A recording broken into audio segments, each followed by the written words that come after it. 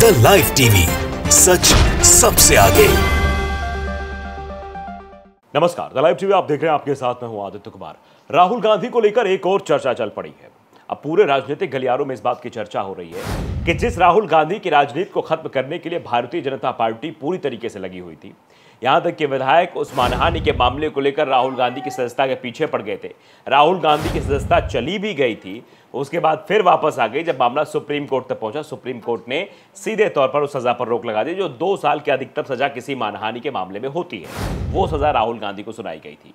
अब दरअसल ये बहस क्यों छिड़ गई है कि जिस राहुल गांधी के बारे में इस तरीके की चर्चाएं चल रही थी, उनकी राजनीतिक कैरियर को खत्म करने की कोशिश हो रही थी, अब उन्हीं राहुल गांधी की जरूरत क्यों पड़ गई है। दरअसल राहुल गांधी को रक्षा पर संसदीय समिति के लिए नॉमिनेट किया गया है। लोकसभा सचिवालय की ओर से इस बात की जानकारी दी गई है।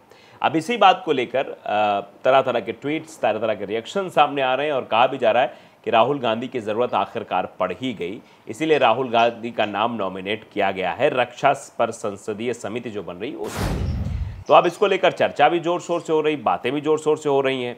आयुष जैन है, वो लिखते हैं कि जिसकी राजनीति खत्म करने चले थे, आज उसी की मदद की ज़रूरत पड़ गई है।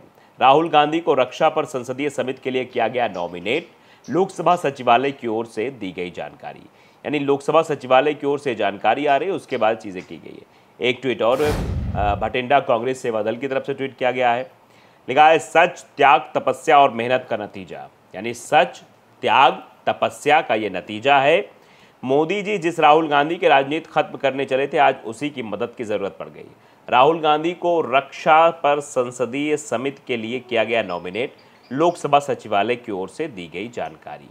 तो अब आप समझ सकते हैं, चर्चा इस बात की चल चुकी है कि मतलब मोदी सरकार और बीजेपी पूरी तरीके से राहुल गांधी के पीछे पड़ी हुई थी। राहुल गांधी की संसदीय सदस्यता को भी रद्द कर दिया गया था। एक मामला जो बीजेपी के विधायक ने उठाया था, वो मामला एक जगह नहीं, कई जगहों पर, झारखंड में भी एक केस दर्ज हुआ था, लेकिन वहाँ पर कुछ नहीं हुआ। उसी मामले को लेकर 2 जगह केस नहीं हो सकता है, लेकिन फिर भी हाई कोर्ट तक राहुल गांधी ने दरवाज़ा खटखटाया, लेकिन राहत नहीं मिली थी। फिर जाके जब सुप्रीम कोर्ट पहुँचे, तब जाके राहुल गांधी को वहाँ राहत मिली। अब ये समझ लीजिए, ये चर्चा हो रही। तो दरअसल है क्या, इसके बारे में थोड़ा हम समझा देते हैं आपको खबर के बारे में। दरअसल राहुल गांधी को रक्षा पर संसदीय समिति के लिए नॉमिनेट किया गया है। इसमें आम आदमी पार्टी के सांसद और एनसीपी के सांसदों का भी नाम शामिल है। पूर्व कांग्रेस अध्यक्ष राहुल गांधी की सजा पर सुप्रीम कोर्ट ने रोक लगा दी थी, जिसके बाद उनकी संसद सदस्यता अब बहाल हो गई है। कांग्रेस नेता राहुल गांधी को उनकी लोकसभा सदस्यता बहाल होने के कुछ ही दिनों बाद रक्षा पर संसदीय समिति, जो स्थायी समिति होती है, उसके लिए नॉमिनेट किया गया है। लोकसभा सचिवालय की ओर से बुधवार यानी 16 अगस्त को बताया गया कि कांग्रेस सांसद अमर सिंह को भी समिति में नॉमिनेट किया गया है। मार्च में अयोग्य ठहराए जाने से पहले राहुल गांधी रक्षा पर संसदीय पैनल के सदस्य थे। राहुल गांधी की लोकसभा सदस्यता 7 अगस्त को बहाल कर दी गई है। दरअसल राहुल गांधी को मोदी सरनेम पर टिप्पणी के संबंधित मामले में गुजरात की एक कोर्ट ने बीते मार्च के महीने में 2 साल की सजा सुनाई थी।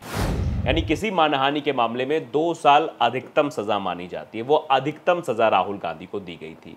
और इसके पीछे कुछ लोग ये भी कारण बताते हैं, क्योंकि जो जनप्रतिनिधि कानून कहता है, वो ये कहता है कि अगर आपको 2 साल या उससे ज़्यादा की सज़ा हुई है, तो आप जिस पद पर तैनात हैं, चाहे वो लोकसभा के सदस्य हों या राज्यसभा के या फिर विधानसभा के, आपकी सदस्यता रद्द हो जाएगी।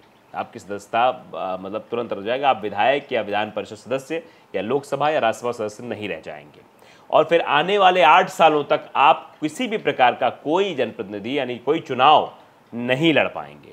तो आप समझ सकते हैं कि अधिकतम सज़ा किस लिए सुनाई गई थी। इसको लेकर भी लोगों ने टिप्पणियाँ कई सारी हैं, और उसी बात का जिक्र किया जा रहा है। जब रक्षा के समिति बन रही है, उसमें उनका नाम नॉमिनेट हो रहा है, तो ये सवाल भी लोग बाग खड़े कर रहे हैं कि देखिए, अभी तक जिस राहुल गांधी की कोई ज़रूरत नहीं थी, जिस राहुल गांधी को पूरी तरीके से दरकिनार कर दिया गया था, जिस राहुल गांधी को समझा ही नहीं जा रहा था, आज उस राहुल गांधी की ज़रूरत आन पड़ी है। सुप्रीम कोर्ट ने राहुल गांधी की सज़ा पर रोक लगाई थी।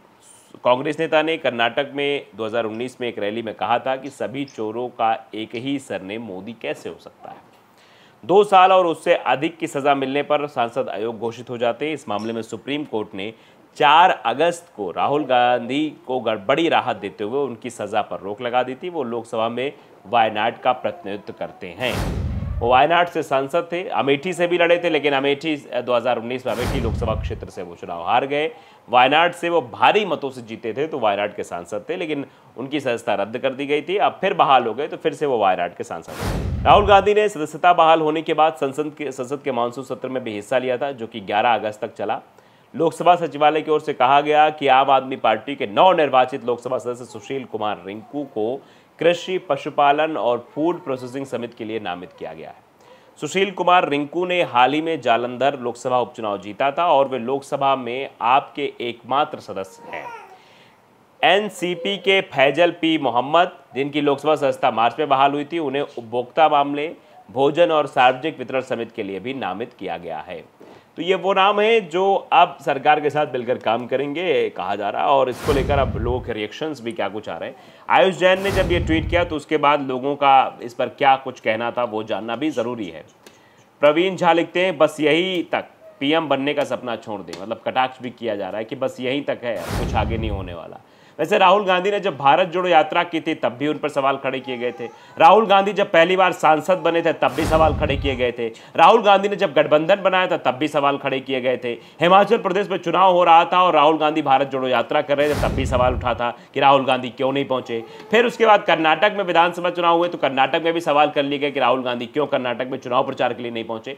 कई सारे सवालों का जवाब अपने आप राहुल गांधी अपने काम से देते हुए चले आ रहे हैं। राहुल की भारत जोड़ो यात्रा का ही असर है कि 2 राज्यों में उनकी सरकार बन गई।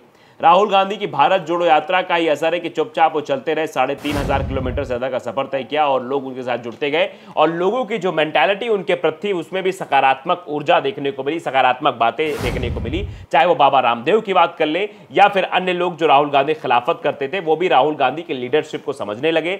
राहुल गांधी की लीडरशिप क्वालिटी को मेंटेन करते हुए बता रहे कि राहुल गांधी अब एक लीडर के तौर पर उभर कर आ रहे हैं, जो ज़मीनी स्तर का नेता है, यानी ज़मीन से जुड़ा हुआ नेता बनने की कोशिश राहुल गांधी कर रहे हैं, उसमें जो है आगे भी जा रहे हैं। अब एक शख्स है वो अलग तरीके के ज्ञान भी दे रहे हैं। मैं दोनों तरफ के ट्वीट आपको दिखा रहा हूँ। विक्की लिख रहे हैं, चलो मोदी सरकार ने कोई तो सकारात्मक कदम लिया, कम से कम काबिल और प्रभावशाली व्यक्तियों को साथ लेना देश हित में आवश्यक है। ये भी कह रहे हैं कि प्रभावशाली और काबिल लोगों को जब देश साथ लेकर चलेगा तो आप समझ सकते हैं कि देश आगे बढ़ेगा। वैसे ये कई बार हुआ है। आप समझिए कि जब भी भारत में ऐसी चीज़ें आई तब भारत में उसी पर भरोसा किया गया, चाहे विपक्ष का नेता रहा हो जो काबिल रहा हो, और इस बात का भी जिक्र इसमें किया जा रहा है। आर.के. चौरसिया लिख रहे हैं, इसमें भी कोई रहस्य छुपा होगा, मतलब इसमें भी कोई साजिश होगी, कोई रहस्य होगा, क्योंकि राहुल गांधी के पीछे तो पूरी भारतीय जनता पार्टी पड़ी हुई है। एक मसला मिल जाए बस टिप्पणियाँ शुरू हो जाती हैं। वो किस वाला आपको याद होगा, फ्लाइंग किस वाला मसला। फ्लाइंग किस वाले मसले को लेकर किस तरीके से टिप्पणी की गई, यहाँ तक कि लोकसभा स्पीकर को पत्र भी लिख दिया गया, ऐसे ऐसे महिला सांसदों का नाम भी उसमें लिख दिया गया, उनके हस्ताक्षर करवा लिए गए जिन्होंने देखा तक ही नहीं कि राहुल गांधी ने क्या किया था, जो समझती नहीं थी। उसमें हेमा मालिनी एक थी जिन्होंने मीडिया में आके बयान दिया कि आई कांट सी, मैंने कुछ नहीं देखा, मैंने राहुल गांधी देखा ही नहीं कि राहुल गांधी ने फ्लाइंग किस किया है। तो ये महिमा मंडन करने की कोशिश है। उसके बाद प्रवक्ता भारतीय जनता पार्टी के, बीजेपी IT सेल के लोग तरह तरह की बात राहुल गांधी के बारे में लिखने लगे। स्मृति ईरानी जी बड़ा लंबा चौड़ा भाषण दे गई, लेकिन उन्होंने कभी ये नहीं कहा कि हेमंत बिश्वा शर्मा जो कि असम के मुख्यमंत्री, वो मंच से फ्लाइंग किस देते हैं। उन्होंने कभी ये नहीं कहा कि शिवराज सिंह चौहान मंच पर खड़े होकर फ्लाइंग किस देते हैं। उनकी मतलब चरित्र पर, उनके चरित्र पर सवाल नहीं खड़ा किया, लेकिन राहुल गांधी के चरित्र पर सवाल खड़ने शुरू कर दिए। दरअसल राहुल गांधी ने जिन सवालों को सदन में उठाया था, उन सवालों का जवाब भारतीय जनता पार्टी के पास नहीं था, इसीलिए वो ऐसी चीज़ें कर रहे थे।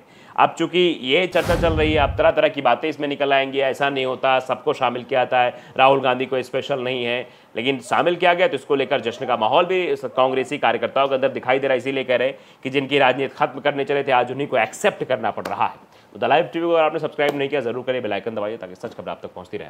नमस्कार। द लाइव टीवी, सच सबसे आगे।